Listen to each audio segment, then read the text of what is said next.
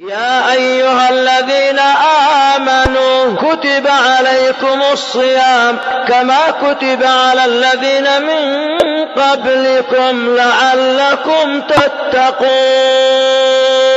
أيها المسلم الكريم، المطلوب أن تفرح بهذه العبادة وأن تستقبل هذا الضيف الكريم ألا وهو شهر رمضان استقبالا بنية صالحة وإرادة طيبة وعزيمة قوية على أنك تحقق في هذا الشهر ما يريده الله منك من أنواع العبادات ومن أنواع الطاعات. ومن أين لنا زمان كزمان رمضان تفتح فيه أبواب الجنان وتغلق فيه أبواب النيران وتصفت فيه الشياطين. ألا وإن من حسن استقبال هذا الشهر أن يعلم المسلم ماذا له من كثرة الأجور بسبب هذه العبادة وهكذا بسبب غيرها، فيعطي الله الأجور بدون عد وبدون إحصاء وبدون كيل وبدون وزن. ونستقبل رمضان بالنية الطيبة والعزيمة القوية أننا نتوب إلى الله من كل ذنب صادقين خاشعين خاضعين تائبين منيبين لرب العالمين. احذر أن تبقى مصرا على شيء من الآثام وعلى شيء من الأوزار.